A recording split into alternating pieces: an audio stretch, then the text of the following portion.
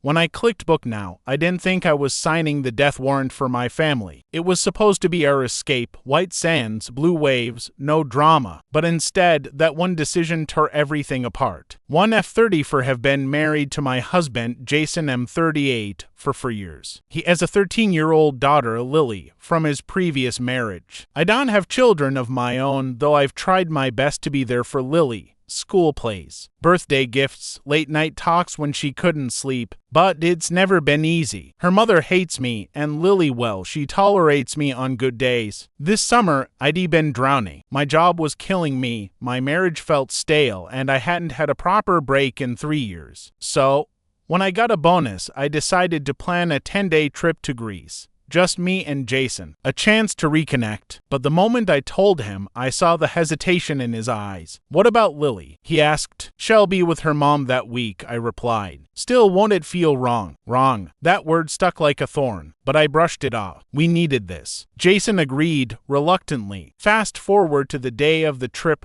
our bags packed, tickets printed, and then, just hours before leaving, Lily showed up crying. Her mom had canceled her own vacation last minute and dumped Lily on us. Jason froze. I looked at the girl, standing there with her suitcase, eyes red, shoulders shaking. Take her with us, he said quietly. I couldn't. The flights, the hotel, everything was booked for 2. And selfishly, I didn't want to spend the only quiet week of my year playing stepmom. So I said no. Jason argued, begged even, but I held firm. We can plan another trip with her. This one's for us. He didn't speak to me for the entire cab ride to the airport. When I checked into the hotel in Santorini, I saw his face. Beautiful but distant. Every night, would sit on the balcony overlooking the sea, and every night, he'd scroll through photos of Lily. Halfway through the trip, he left our hotel room, said he was going for a walk, didn't come back until morning. When I confronted him, he confessed that he'd been calling Lily every night. He even video chatted her, showing her the beaches, the food, the sunsets, the same things I thought were just ours. That night, I realized something horrible.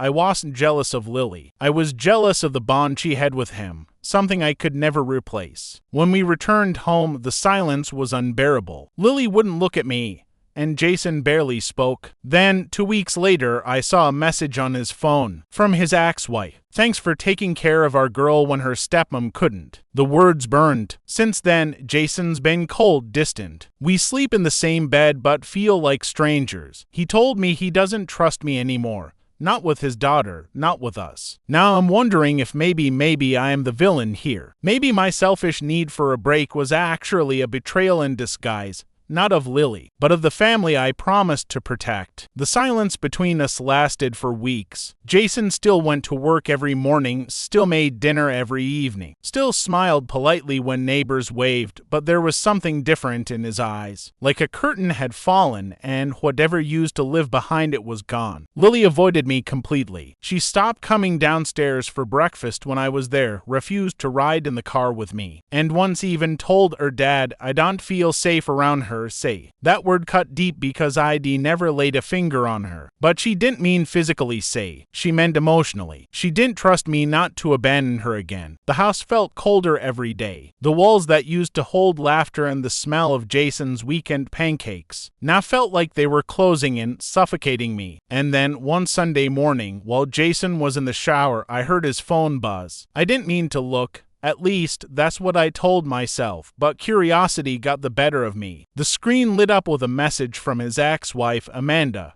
Lily was so happy to see you yesterday. She misses having her real family together. My hands shook. I scrolled up. Dozens of texts, photos, Lily smiling beside Jason and Amanda at some park. Jason holding Amanda's hand in one of them, though maybe it was just the angle. Maybe I was seeing what I feared. When he came out of the shower, towel around his waist, I confronted him. What's going on between you two? I asked, voice trembling. He looked genuinely surprised at first, but then his face hardened. She's the mother of my child. We were talking, that's it. Then, why didn't you tell me? Why hide it? Because every time I bring up Lily or Amanda, you shut down. You only ever think about you. The words hit like bullets. I wanted to scream that I'd tried, that I'd been patient with Lily, understanding with Amanda, loving with him. But all that came out was a whisper.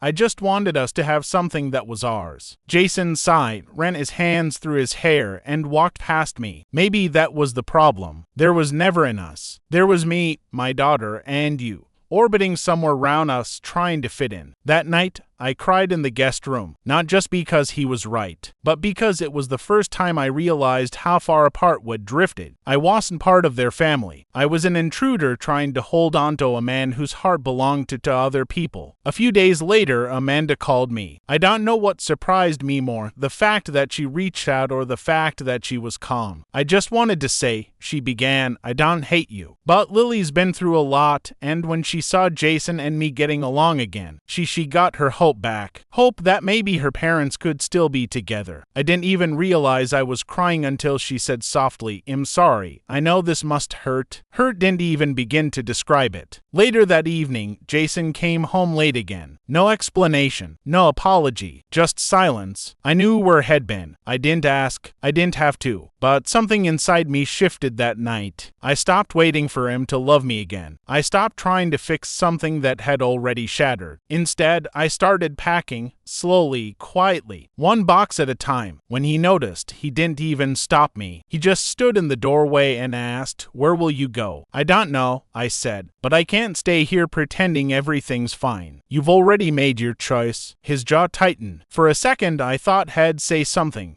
Maybe ask me to stay. Maybe finally apologize. But all he said was, I'll make sure you get what you're owed from the house. That was the moment I realized I was never his home, just a guest he once loved. 2 weeks later, after I moved into a small apartment on the other side of town, I saw a post on social media. Jason and Amanda, standing together at Lily's school event, smiling, his hand on her back. The caption read, some families find their way back to where they belong. I stared at that photo for a long time. My chest felt hollow, like someone had scooped everything out. But there was also peace. Maybe I wasn't the villain. Maybe I was just the wrong person in the wrong story. Still, sometimes, late at night, I think about that trip to Greece, the soft light on the sea, the quiet mornings when I thought love was still alive. And I wonder if that was the moment it all ended, or the last time it was real. It had been 6 months since I left Jason. 6 months since I depacked my life into cardboard boxes and walked away from the house that was supposed to be our forever home. Life became quiet. Too quiet at first. I'd wake up at dawn and stare at the empty space beside me, half expecting to hear his sleepy breathing or Lily's footsteps in the hall. But silence became my new normal. It was strange, painful, yes, but clean, like breathing again after holding your breath too long. I'd started therapy. My therapist, a calm woman with soft eyes, told me something that stuck. Sometimes, people betray you not because they stopped loving you, but because they never knew how to love you in the first place. I repeated that to myself on bad days. Then one afternoon, out of nowhere, I got a message from an unknown number. Hey,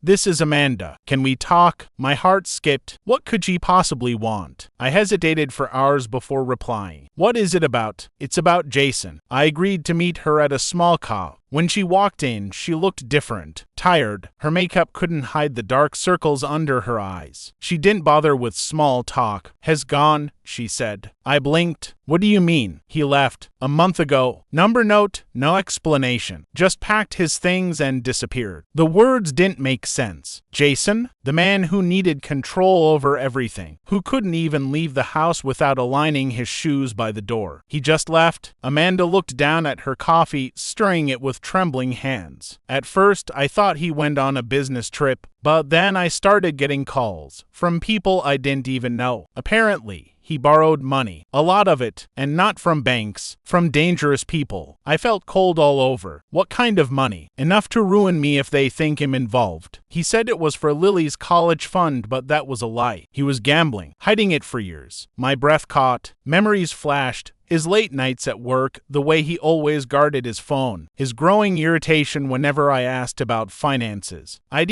thought it was stress. Now I realized it was guilt. Amanda continued, voice breaking. He emptied both our accounts, even Lily's savings, and now they're looking for him. I think has gone overseas. I sat back, numb. The betrayal burned all over again. Not romantic this time, but deeper. A moral betrayal. He had built his life on lies. When I got home, I opened the old box I'd promised myself I'd never touch again. The one with our wedding photos and his letters. Among the papers was a flash drive. It didn't have a label. Just black plastic, small and unassuming. I plugged it into my laptop. Inside were folders, receipts, emails, photos, and then one folder labeled Athens trip. I clicked. At first, just vacation pictures, then a video file. My pulse quickened as I opened it. Jason's voice, laughing, but not at me. He was sitting at the cafe near our hotel, holding hands with someone. Not Amanda, a woman I didn't recognize. She had dark hair, Mediterranean features, maybe a local. The camera must have been his phone left recording accidentally on the table. I could hear him say,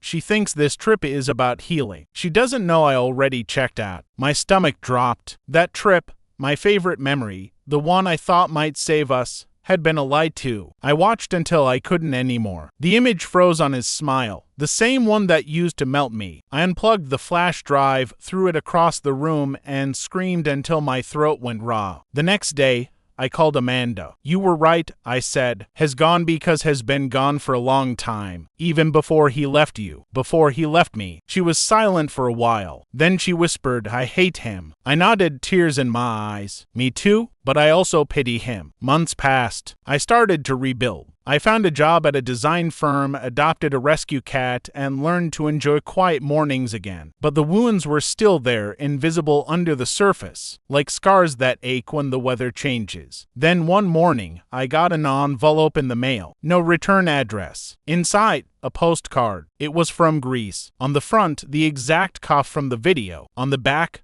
a few words in his handwriting. "I'm sorry. You both deserved better, Jay." My hands trembled as I read it. There was no address, no explanation, just that. I sat there for a long time, staring at the sea printed on the postcard, realizing that closure doesn't come in one clean moment. Sometimes it arrives years later, in the form of a confession too late to matter. That night, I burned the postcard, not out of hate, but because I needed to let him go completely. Watching the paper curl and blacken, I felt something inside me finally loosen. Jason may have left me, Amanda, and even Lily, but he couldn't take one thing. My peace. Because after all the lies, the betrayal, and the heartbreak, I finally understood the truth. Sometimes the greatest act of love is learning how to love yourself after someone else failed too.